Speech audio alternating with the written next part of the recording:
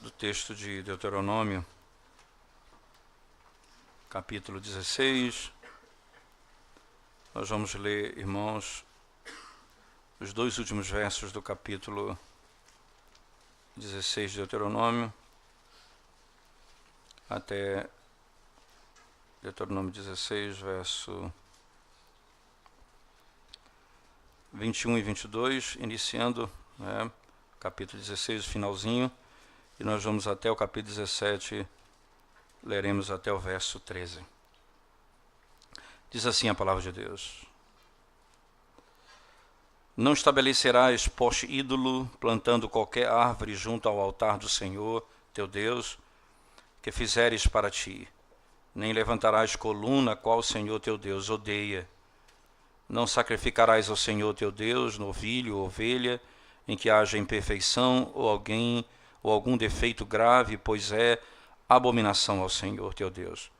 Quando no meio de ti, em alguma das tuas cidades, que te dá o Senhor teu Deus, se achar algum homem ou mulher que proceda mal aos olhos do Senhor teu Deus, transgredindo a sua aliança, que vá e sirva a outros deuses e os adore, ou ao sol, à lua, ou a todo o exército do céu, o que eu não ordenei, e te seja denunciado, e ouvires então, indagarás bem, e eis que, sendo verdade, e certo que se fez tal abominação em Israel, então levarás o homem ou a mulher que fez este malefício às tuas portas, e os apedrejarás até que morram.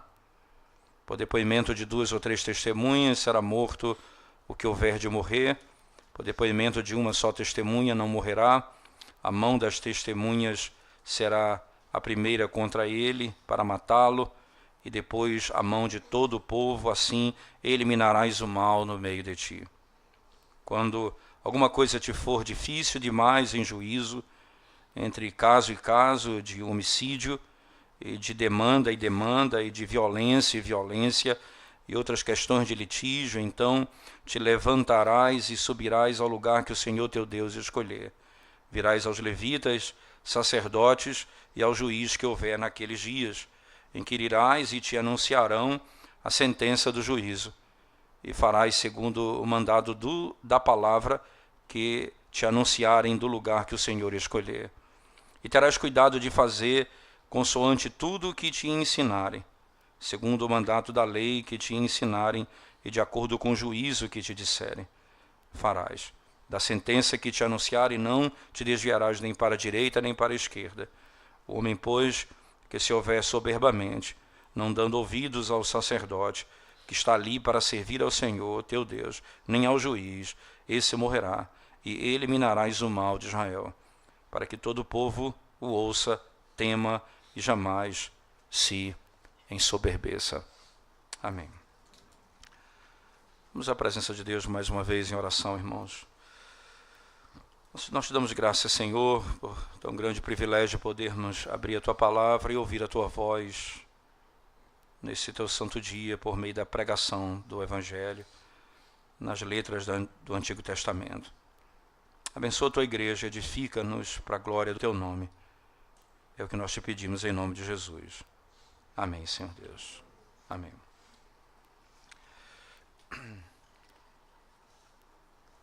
Alguns pontos na nossa cultura, alguma maneira em que a nossa cultura se manifesta, ela torna praticamente inviável pensar a lei de Deus como escrita no texto de Deuteronômio, ou mesmo no Antigo Testamento.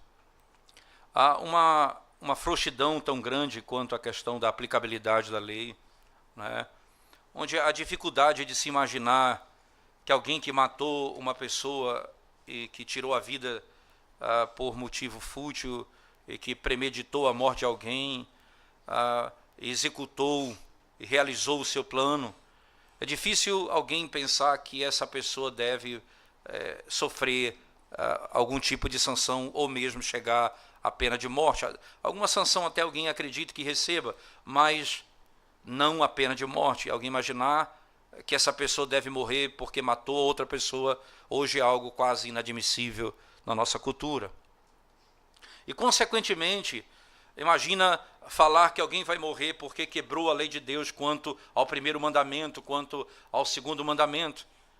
Isto é, ter outro Deus além de Deus, ou adorar a Deus de maneira falsa. Como poderia o Estado matar alguém quanto a isso? Então, o Estado é laico. Se o Estado é laico, cada um faz exatamente o que deseja. Essa é a ideia que a sociedade tem, né? E quando a gente diz assim, o Estado é laico nesses termos, nós estamos afirmando com toda clareza o seguinte: Deus não tem governo sobre o Estado, e cada um faz o que acha mais certo dentro de um padrão que respeite as leis gerais de uma nação.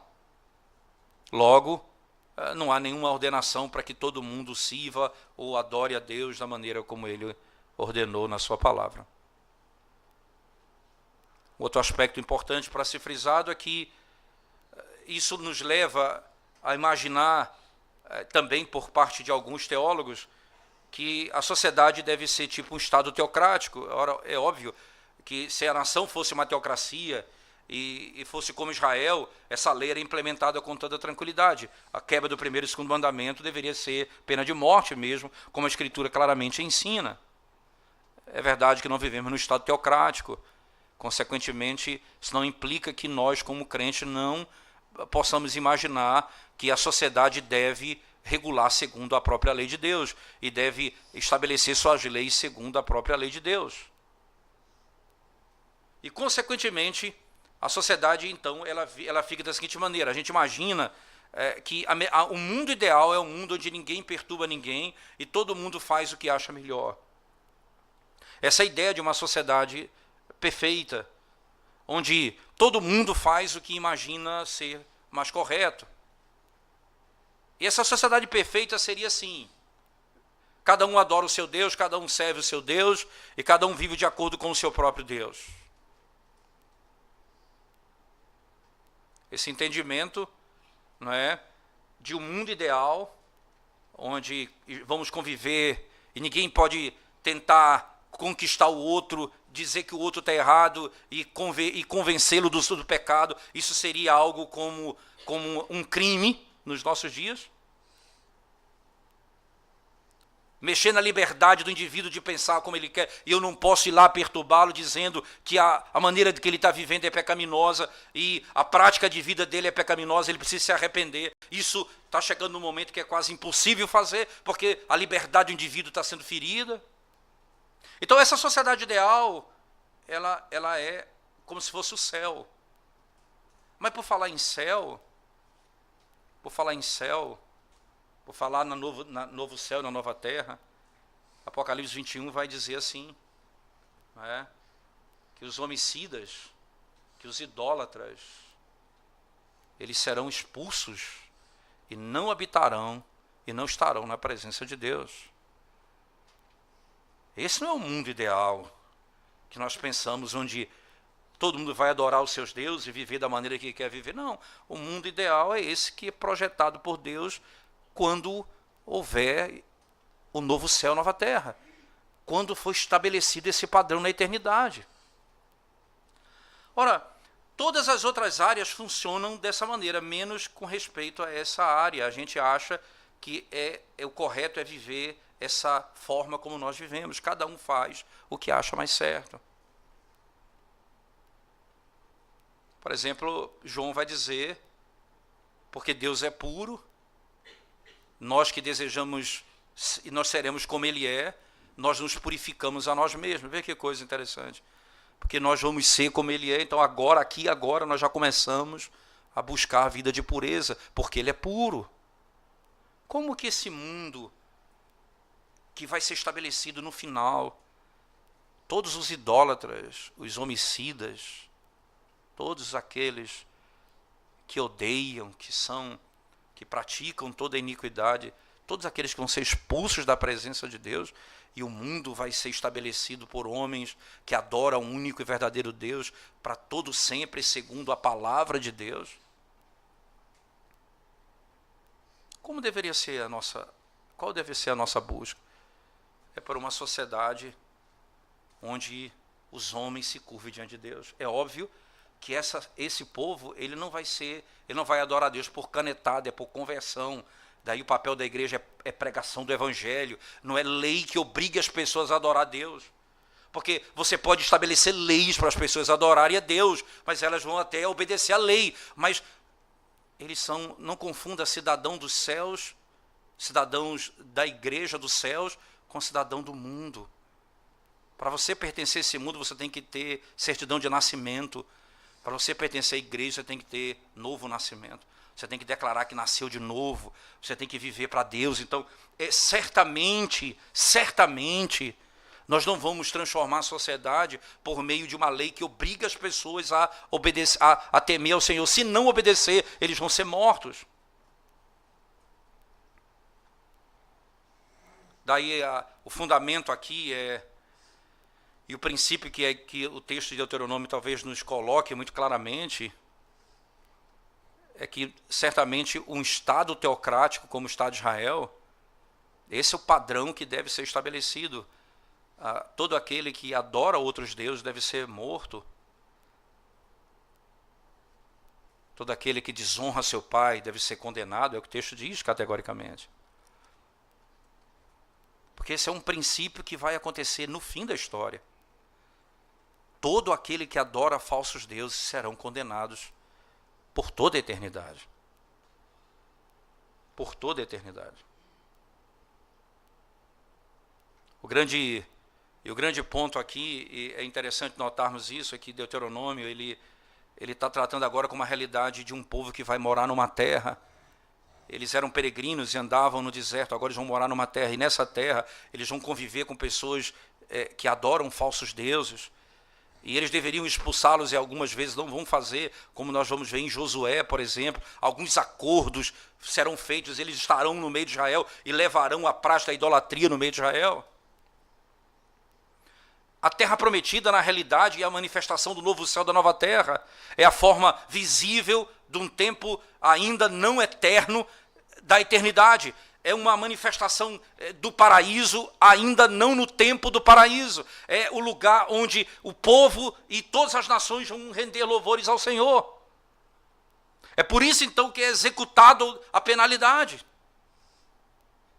Mas fica um ponto fundamental aqui para nós. O Estado e a igreja. O texto fala que tanto os levitas quanto os juízes devem julgar. Os levitas, porque a lei de Deus vai ser dada. E os juízes, porque eles vão aplicar de acordo com a sabedoria aquela prática e aquela lei. Eles vão aplicar segundo a lei de Deus, eles vão agir de acordo com a lei de Deus. Os levitas representam a lei de Deus e os sábios e os anciãos são aqueles que vão, os juízes da terra, são aqueles que vão executar a lei de Deus. Os levitas trazem a lei e os juízes aplicam a lei. E essa lei tem que ser executada. Seja para o culto, seja para o caso de um roubo. Seja para a idolatria, seja para a questão de um furto. É do mesmo lugar que sai o mandamento, do lugar que Deus escolheu. Deuteronômio vai dizer. É o lugar que ele escolheu. É esse lugar, quer dizer, é da presença de Deus que sai a lei que rege a igreja e que rege o Estado. É da presença de Deus que sai. É do lugar que ele escolheu que sai o mandamento e a ordem para se praticar tais coisas. O que fica posto no texto, e aqui a gente começa a entrar na Escritura, porque veja que aparentemente há uma ruptura. Por isso que eu fiz questão de deixar os dois últimos versos do capítulo 16 para essa sequência, porque até o verso 20, não é? Nós do capítulo 16 você vai encontrar, ele está tratando diretamente com a questão dos juízes da terra, estabelecimento do juiz da terra. Agora, de repente, no 21 e 22, ele fala da prática da idolatria. Ele muda o tom e entra na idolatria. Só que aparentemente 2 versos de idolatria. E logo na sequência, veja, logo na sequência do capítulo do capítulo 16, do 17, no verso 1, ele continua: não sacrificarás ao Senhor teu Deus novilho ou novilha em que haja imperfeição. Então eu tenho os dois últimos versos do capítulo 16, volte comigo, os dois últimos versos do 16 que diz: não estabelecerás poste ídolo, plantando qualquer árvore junto ao altar do Senhor teu Deus que fizeres para ti, nem levantarás coluna a qual o Senhor teu Deus odeia. Não sacrificarás ao Senhor teu Deus novilho ou ovelha em que haja imperfeição ou algum defeito grave, pois é abominação ao Senhor teu Deus. 3 versos que lidam com o culto a Deus, não idolatria e não oferecer nada a Deus imperfeito. Aí vem o verso 2, veja a confusão que o texto traz aparentemente. O verso 2 diz: quando no meio de ti, em alguma das tuas cidades, que te dá o Senhor teu Deus, se achar algum homem ou mulher que proceda mal aos olhos do Senhor teu Deus, transgredindo a sua aliança, que vai e sirva a outros deuses. Agora veja, agora ele está trazendo a lei da idolatria dos versos anteriores, versos 21 e 22 do capítulo 16, verso 1 do 17, agora ele vai mostrar o aspecto prático. Quando um homem ou uma mulher praticar idolatria, como deve ser tratado? Aí vem o papel dos juízes, vem o papel dos levitas, dos juízes. Aí ele mostra como eles vão lidar com esse pecado. Como vai acontecer? Acompanhe o verso comigo, por favor, ele diz, né? Quando se achar algum homem ou mulher que proceda mal aos olhos do Senhor teu Deus, transgredindo a sua aliança, é importante esse termo aliança aqui, porque são aqueles que pertencem ao povo de Deus, estão dentro do pacto, tá certo? Se você lembrar da última palavra do capítulo 16, a última palavra, a palavra odeia, que é o verbo aí, obviamente, odiar, né? A coisa que Deus odeia, ele odeia.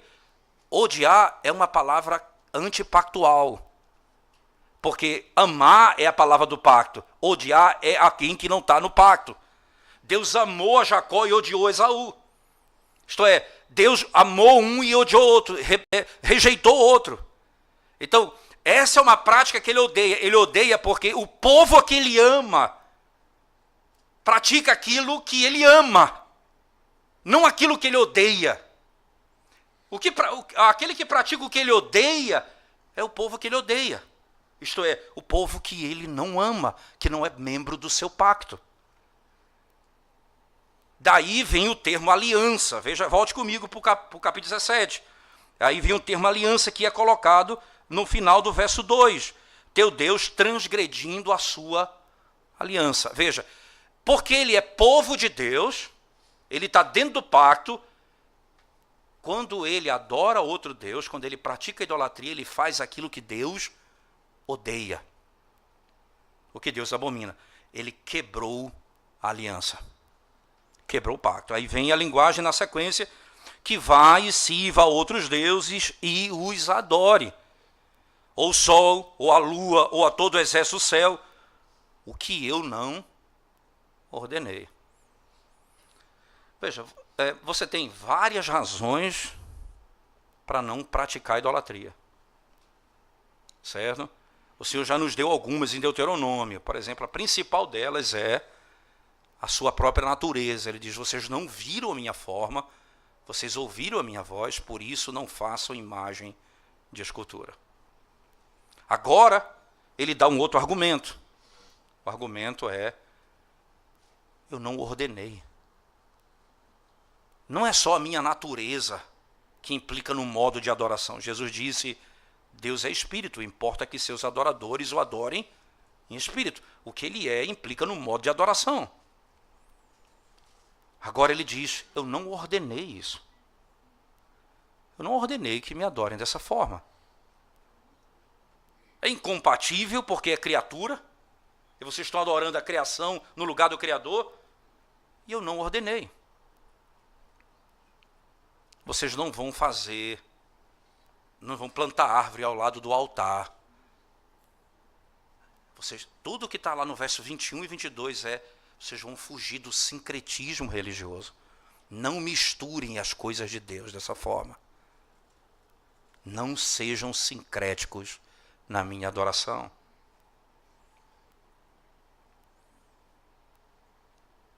não ofereçam a mim o pior que vocês têm. Não tragam para mim um animal com defeito.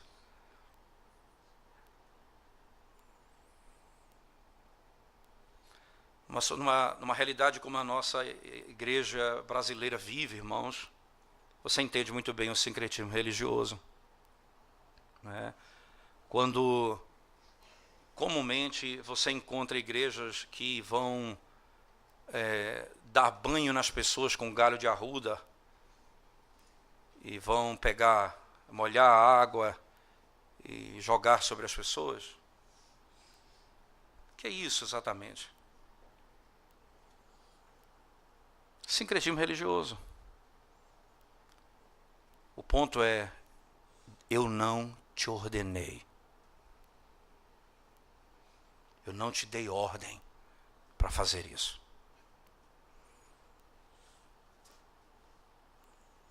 A razão pela qual nós não temos momento de lavagem dos pés aqui, no sentido, como galho, banhos ou passar no sal grosso para tirar toda a imundície. Sabe por que não tem isso?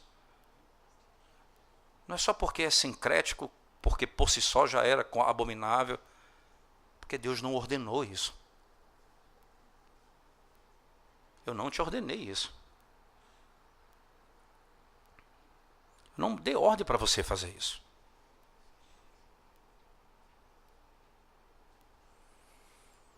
E é interessante que a igreja evangélica brasileira, cada vez mais sincrética, e a maior arma de salvação de pecadores tornou-se o sincretismo religioso. Quanto mais a igreja é confundida com as outras religiões, quanto mais as nossas práticas são próprias de outras religiões e não daquilo que Deus ordenou, nós dizemos essa é a melhor arma que a igreja tem de atrair pessoas para a igreja, de vencer os inimigos. Eu desafio você a encontrar em qualquer lugar da Escritura algo parecido, se não o contrário, que diz assim: amanhã vocês vão entrar na terra prometida e vão destruir os inimigos. Mas agora, destrua os seus postes ídolos. Tirem os seus ídolos do meio do arraial. Abandonem seus pecados. Sejam puros na minha adoração. Me sirvam de coração.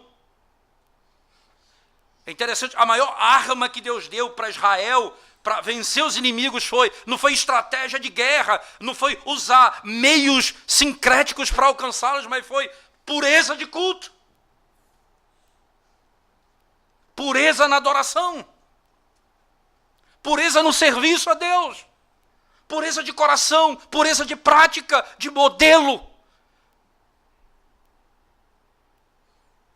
Nós vamos vencer o mundo se nós fizermos isso aqui, fazendo aquilo que Ele ordena.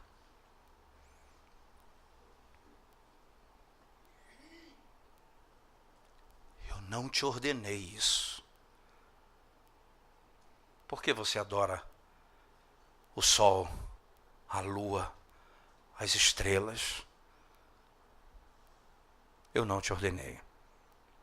Na sequência do texto, por favor, acompanhe comigo, verso 4. Aí vem, ela praticou tal coisa, e verso 4, e te seja denunciado.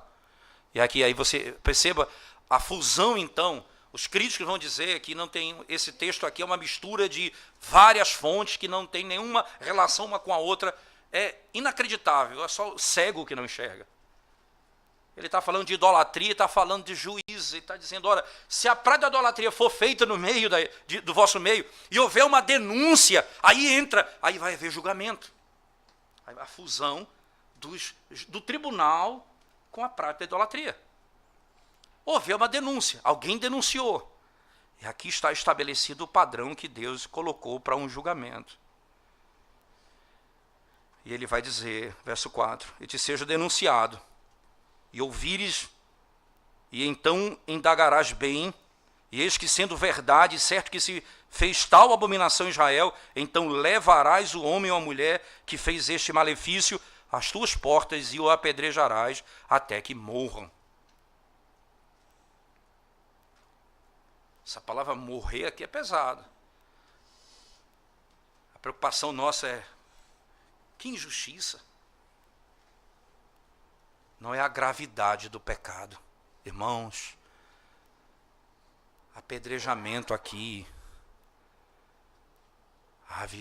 era uma disciplina por tal pecado. E a pessoa podia se arrepender do seu pecado, ela ia ser condenada. O fim é que é pior. É quando ele lança fora no inferno os idólatras. E não haverá esperança para você.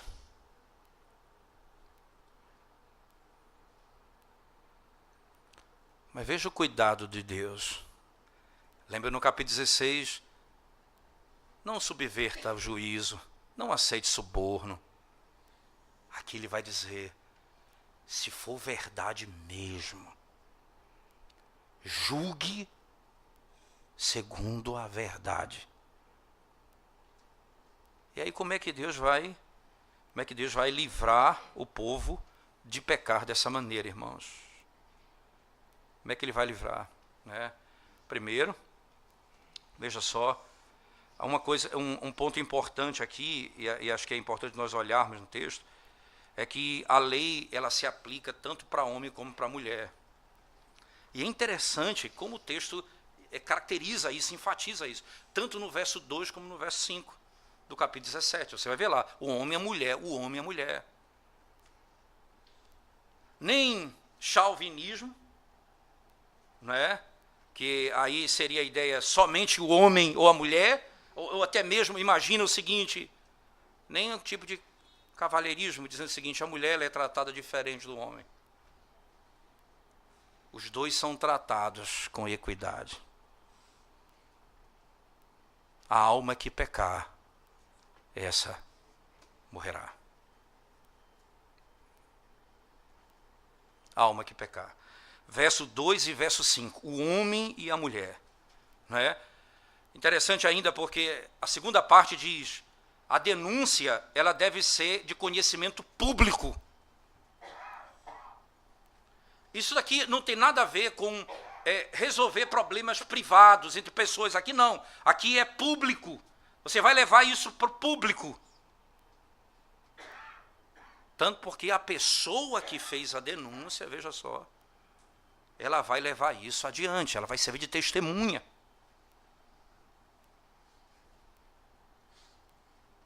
Nós não temos aqui o mérito da questão, mas imagina, irmãos, que o apedrejamento vai acontecer.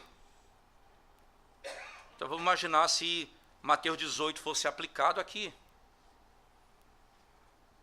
Aqui ele não fez alguma coisa contra mim, ele fez alguma coisa contra Deus, contra o culto ao Senhor. Mas você pode exortar a pessoa, isso é praia de idolatria. Você tem que se arrepender do seu pecado. E se a pessoa se arrepender do seu pecado? Você ganhou, irmão. Mas ela não se arrepende do seu pecado, ela continua fazendo isso. Você vai levar 2 testemunhas além de você com ela.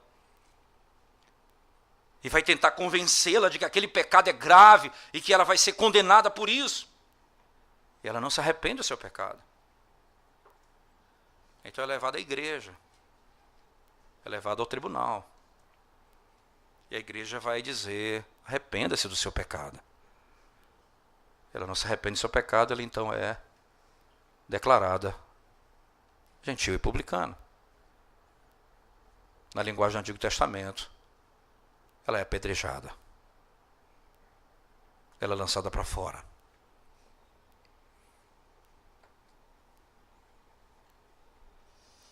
A Escritura parece aqui, e é importante isso, ela é algo público, é um pecado que foi cometido, não é? E isso vai ser levado público.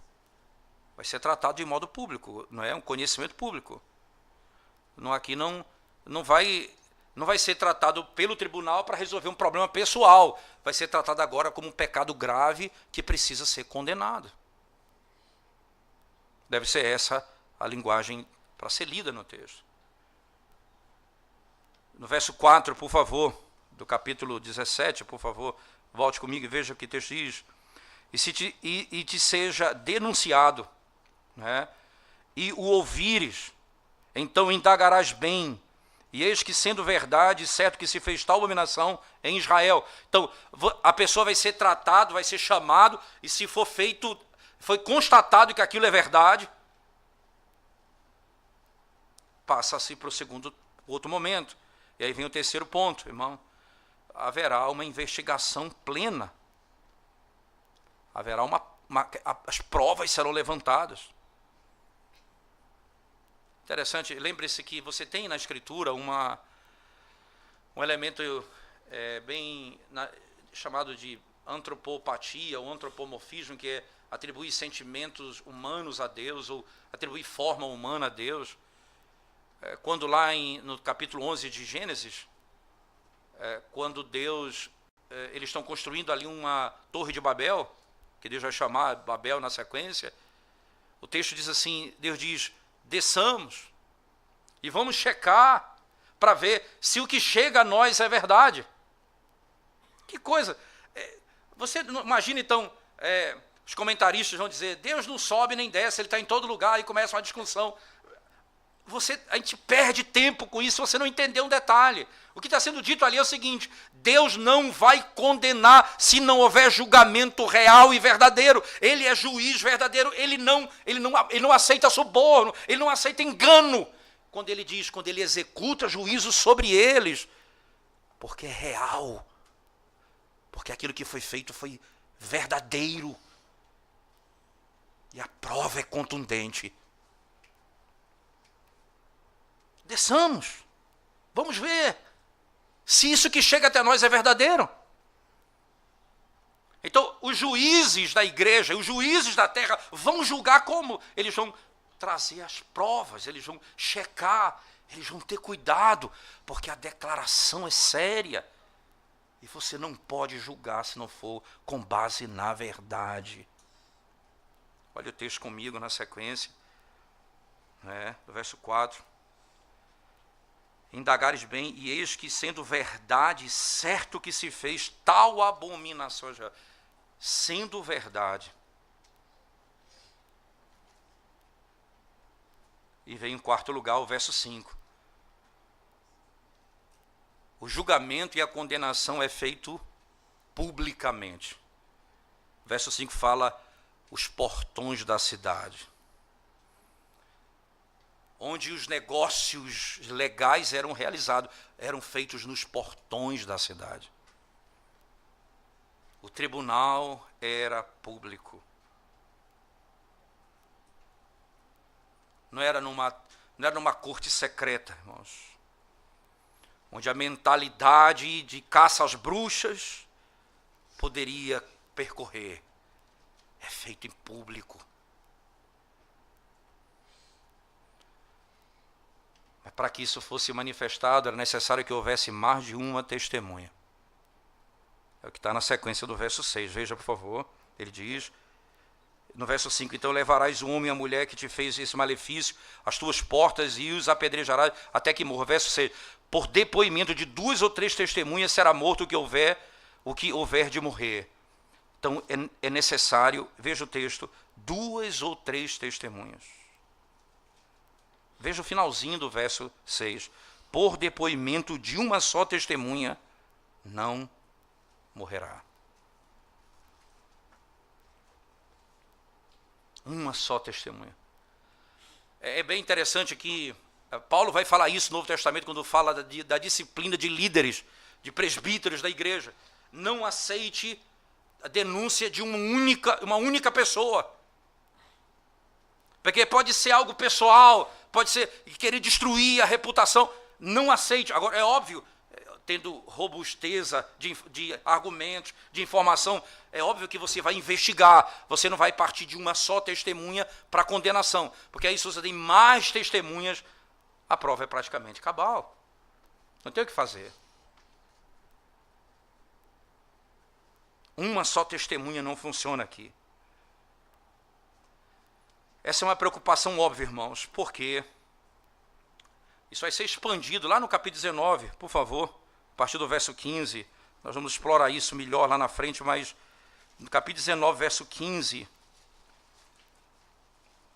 veja como isso é explorado melhor lá na frente. Diz assim o texto: uma só testemunha não se levantará contra alguém, por qualquer iniquidade ou por qualquer pecado, seja qual for que cometer. Veja, e aqui é interessante, seja qual for, certo? Pelo depoimento de 2 ou 3 testemunhas se estabelecerá o fato. Quando se levantar testemunha falsa contra alguém, para o acusar de algum transgio, então os 2 homens que tiverem a demanda se apresentarão perante o Senhor, diante dos sacerdotes e dos juízes que houver naqueles dias.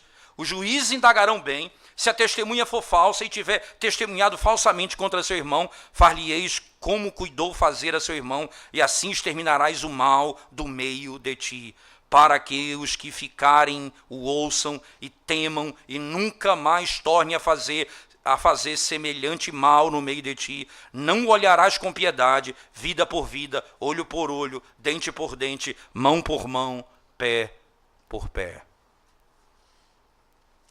Você vai tratá-lo da mesma forma como ele tratou o seu irmão.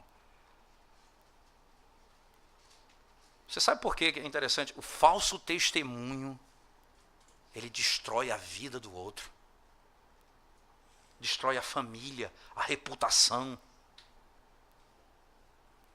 E no caso de um tribunal como esse em Israel, a própria vida. Porque ele ia ser morto sem a verdade. Daí o princípio que é estabelecido num texto, volte comigo lá para o capítulo 17, por favor.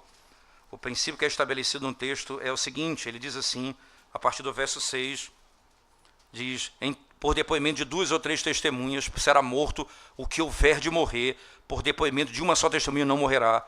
A mão das testemunhas será a primeira contra ele.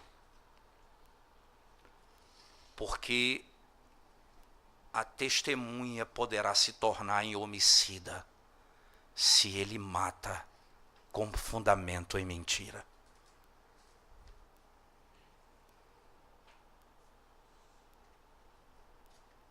O primeiro é ele.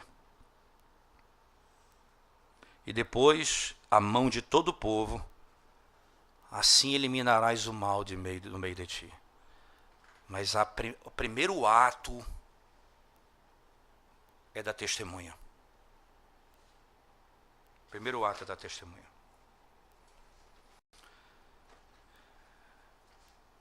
Interessante, você conhece bem a história de Jezabel, primeiro livro dos reis. Abra sua Bíblia comigo. Veja que é interessante isso aqui. Primeiro livro dos reis, capítulo 21, verso 10, por favor.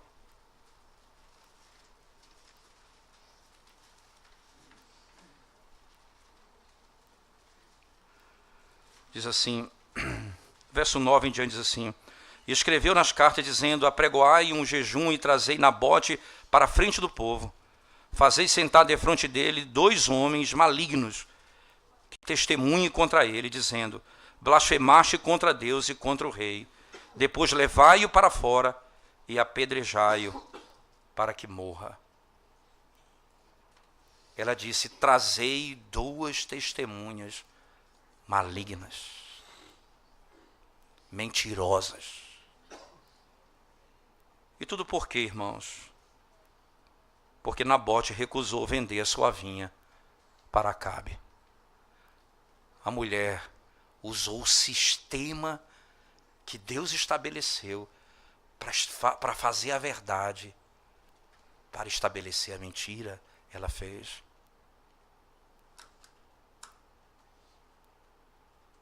Como um sistema pode ser corrompido? Testemunha, prova, não uma só, 2 testemunhas. Você pode usar toda a estratégia do sistema. Mas você que testemunhou falsamente, você vai ser o primeiro a apedrejá-lo. E o que acusou falsamente pode até escapar agora, mas não vai esquecer de um juiz que não perverte a justiça, que não aceita suborno.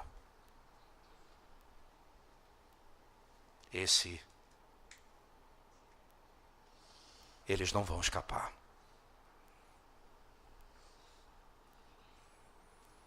O tribunal do Senhor, e veja, irmãos, o cuidado é com a pureza do culto. A idolatria, irmãos.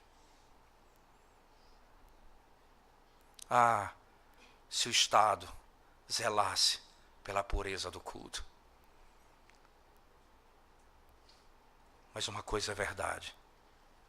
A igreja, o tribunal que Deus estabeleceu, os anciãos da igreja, aqueles que Deus chamou para julgar a causa na igreja, esses devem fazer segundo o padrão de Deus e devem zelar para que haja pureza no culto, haja pureza na adoração, haja pureza na vida dos membros da igreja.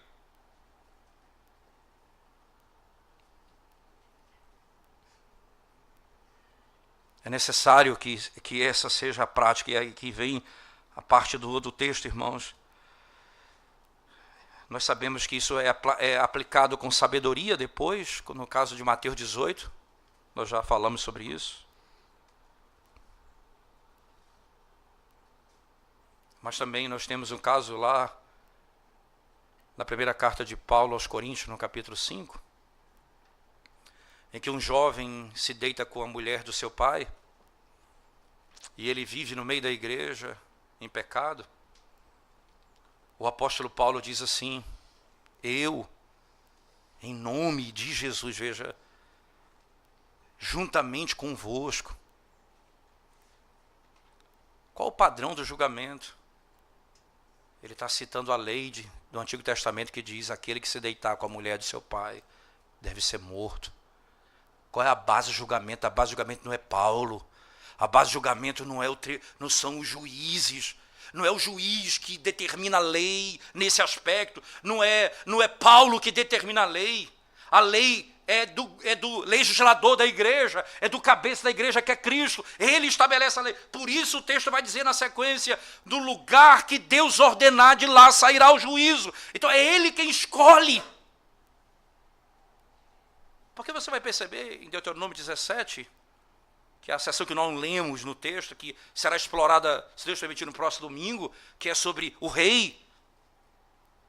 Porque o rei também é aquele que vai sentenciar, que vai julgar, que vai cuidar da sua nação. Nós falaremos sobre isso no próximo domingo, se o Senhor permitir. Mas aqui veja o caso de Davi, que quebrou o 7º mandamento, que quebrou o 8º mandamento, que ele assassinou, que ele planejou a morte, que ele adulterou. Não é ele que determina a lei. Chega o profeta e diz: assim diz o Senhor, a lei é da boca de Deus. A lei não é da boca daquele que vai praticar ou aplicar a lei é de Deus. Quem julga nós julgamos com base na lei de Deus, não na nossa própria lei, não segundo o nosso próprio entendimento.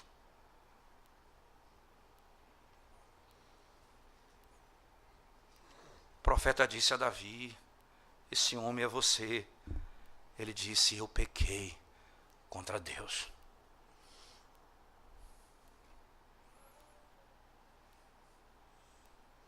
Essa é a verdade da lei. Acontece que existem casos, irmãos, na igreja,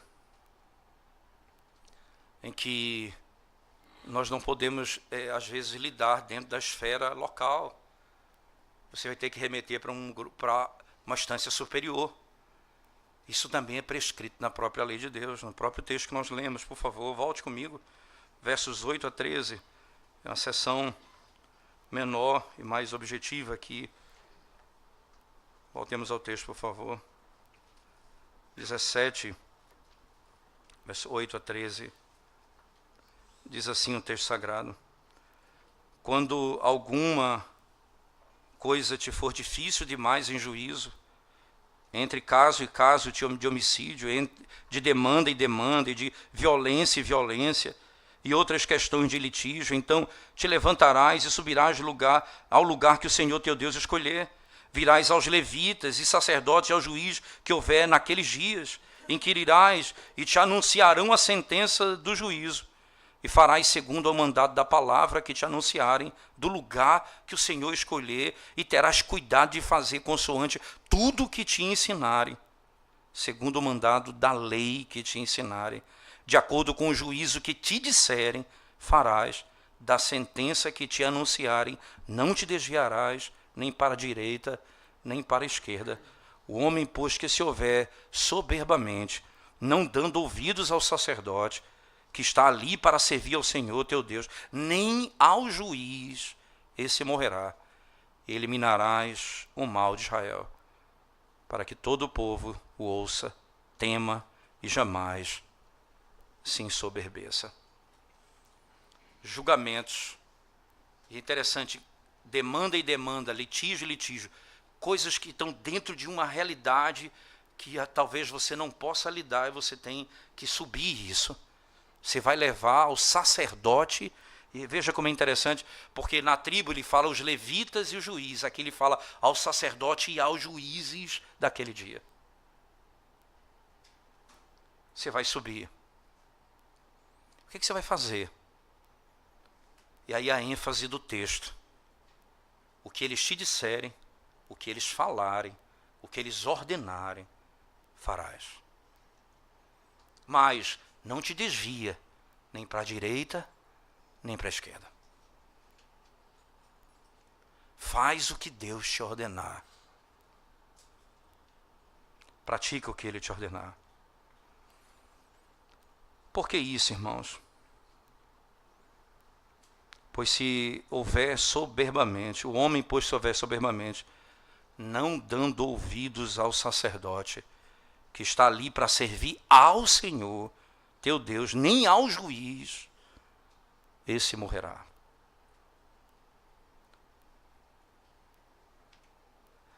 É sério, quando Paulo diz aos Romanos, no capítulo 13, toda autoridade foi instituída por Deus.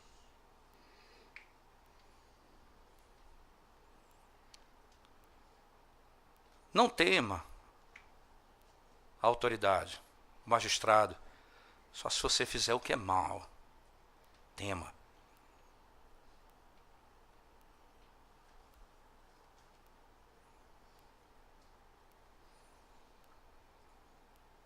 A rebeldia contra as autoridades, irmãos, é uma implicação direta do 5º mandamento, que se deve honrar pai e mãe. O desrespeito à autoridade.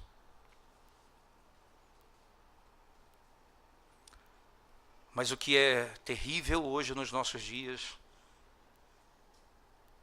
é que as pessoas não vão ter dificuldade em ouvir o sacerdote e o juiz. O que vão ter dificuldade é com a expressão: o que te disser, o que eu te ordenar, o que eu mandar. Porque cada um vai interpretar a lei segundo o seu próprio interesse.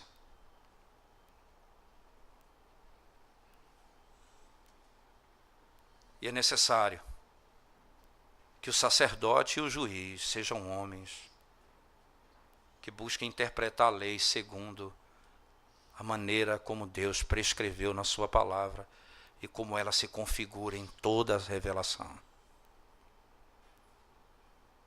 Se nós nos submetermos às autoridades como a Escritura manda, sendo elas aquelas que anunciam a vontade de Deus,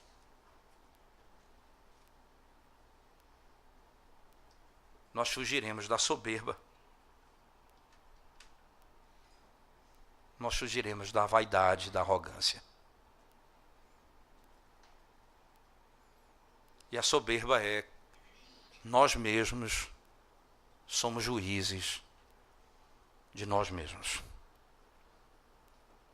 Nós julgamos a nossa vida segundo a nossa própria lei. E não aceitamos o que é dito pelo Senhor e como deve ser praticado a sua vontade.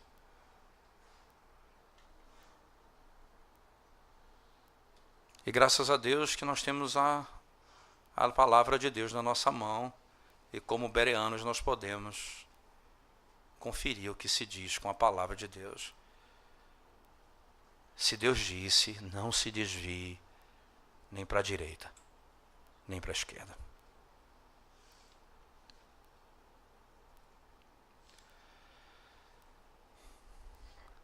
A pureza da igreja e a pureza de uma nação, ela depende da justiça e do culto. Quando a justiça é buscada e a adoração a Deus é praticada segundo o padrão de Deus, essa nação é próspera. Mas onde há injustiça e a idolatria toma conta das nossas decisões e das nossas práticas, certamente nós estamos debaixo do juízo de Deus. Haverá um dia, e esse dia não deve tardar,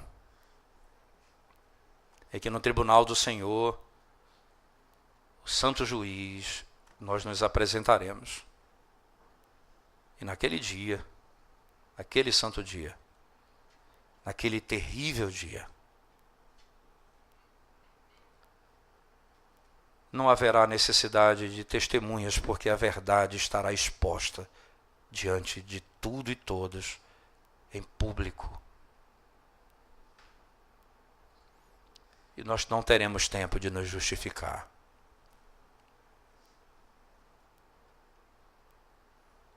Se há uma maneira que a igreja deve julgar, se há um objetivo que o julgamento da igreja deve perseguir, é produzir no coração dos membros o temor do Senhor, o desejo por uma vida sincera diante de Deus, e por humildade, para que seja quebrado a soberba do coração do homem. Se há uma coisa que o julgamento da igreja deve produzir, é isso. E certamente o magistrado civil, fazendo aquilo que Deus ordena, também como instrumento do Senhor deve fazer o mesmo. A pureza da igreja depende do culto. Se nós vamos vencer o mundo, e se nós vamos lutar para avançar nesse mundo, se nós desejamos ver a igreja crescer, nós desejamos ver a igreja avançar nesse mundo, nós não vamos nos adequar ao sincretismo da nossa época. Nós vamos buscar a pureza da adoração. Essa é a vontade de Deus. Não plantem árvores ao lado do altar. Não plantem árvores ao lado do altar. Não pratique idolatria no culto ao Senhor.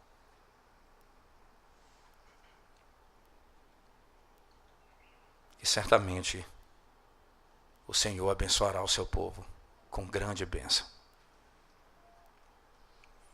Desejo do meu coração sincero, irmãos, e honesto, é que, segundo a palavra de Deus, nós possamos seguir na pureza de uma vida santa, no culto e na sociedade. E nós, como líderes que fomos chamados para julgar, que nos apartemos completamente de qualquer tipo de juízo ou julgamento que não tenha sido dito pelo Senhor, que não tenha sido ordenado por Ele e que não tenha sido ensinado por Ele. Se assim fizermos, a igreja e o povo será grandemente abençoado por Ele. Vamos orar ao Senhor mais uma vez, irmãos. Curvemos a nossa cabeça por algum instante. Nós te damos graças, Senhor, pelo privilégio de podermos meditar na Tua palavra e ouvir a Tua voz, nos alertando e nos exortando no modo como devemos adorar o Senhor e como deve ser julgado as causas na igreja e até mesmo na sociedade. Tem piedade de nós, Senhor Deus. Tem misericórdia da Tua igreja. Tem misericórdia daqueles que foram chamados para pastorear o Teu rebanho. Assim como Josué, ensina-nos e nos mostra e nos conduz de tal maneira que o desejo do nosso coração seja não nos desviarmos nem para a direita, nem para a esquerda, mas seguirmos segundo a Tua palavra, para a glória do Teu nome. É o que nós te pedimos, Senhor, em nome de Jesus. Amém.